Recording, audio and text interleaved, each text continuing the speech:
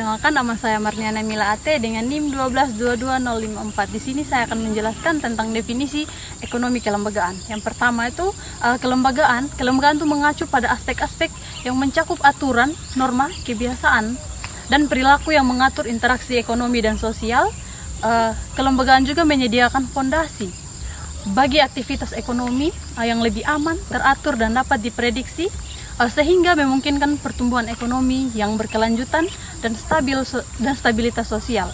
Kemudian perbedaan ekonomi kelembagaan dan ekonomi arus utama. Selain perspektif, perbedaan antara ekonomi arus utama, klasik dan neoklasik, dan ekonomi kelembagaan terletak pada definisi konsep, hambatan pada tindakan ekonomi, hubungan antara ekonomi dan masyarakat, peran pasar, tujuan analisis, serta penerapan metode penelitian.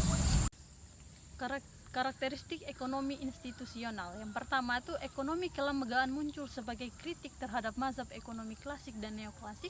Kemudian topik utama ekonomi kelembagaan adalah hubungan antara lembaga dan kinerja ekonomi.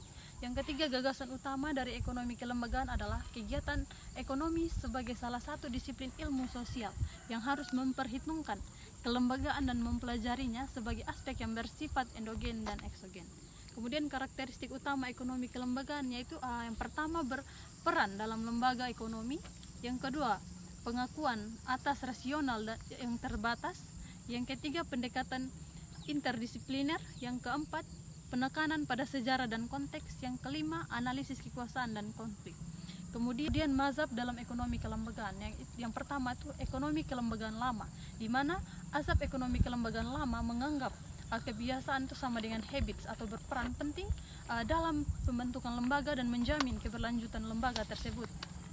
Kebiasaan akan membentuk sebagian dari kemampuan kognitif manusia yang mendorong terciptanya kelembagaan. Dengan demikian, dalam perspektif ekonomi kelembagaan lama itu cenderung merujuk pada kelembagaan informal, khususnya melekat pada kebiasaan. Kemudian ekonomi kelembagaan baru. Ilmu ekonomi kelembagaan baru berusaha memperluas ilmu ekonomi dengan menentukan pokok bahasa pada aspek sosial, aspek legal atau norma, dan aturan-aturan yang mendasari suatu kegiatan ekonomi. Kemudian yang terakhir, kuasa ekonomi kelembagaan. Salah satu aliran mazhab yang dianggap bagian dari perspektif ekonomi kelembagaan karena teori-teori yang sangat dipengaruhi oleh asumsi-asumsi dalam ekonomi kelembagaan, khususnya pemikiran Veblen, sehingga mirip atau seolah-olah bagian dari ekonomi kelembagaan. Lembaga dari sudut pandang ilmu-ilmu sosial. Yang pertama itu dalam lembaga sosiologi atau menurut Emil Durkheim, yang berarti lembaga adalah sistem norma dalam masyarakat yang menjadi dasar dari kohesi sosial. Durkheim juga menganggap bahwa masyarakat bekerja itu dengan baik karena adanya norma dan nilai yang diterima secara kolektif dan diorganisasikan dalam bentuk lembaga.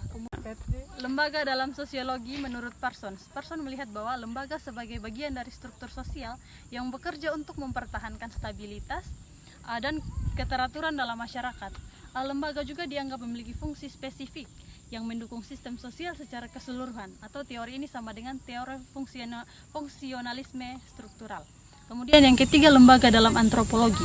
Antropologi menganggap lembaga itu sebagai cara untuk memahami bagaimana kebudayaan terorganisir, karena lembaga mencerminkan adaptasi masyarakat terhadap lingkungan sosial dan alam, serta memainkan peran penting dalam pelestarian budaya.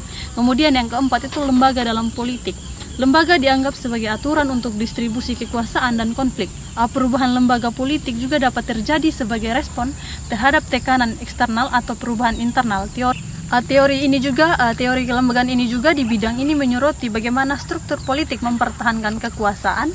Lembaga mempengaruhi perilaku dan output sosial. Ekonomi dari mazhab kelembagaan ini berpendapat bahwa lembaga tidak hanya struktur pasif, tetapi juga agen yang mempengaruhi keputusan dan tindakan individu sebagai pelaku ekonomi.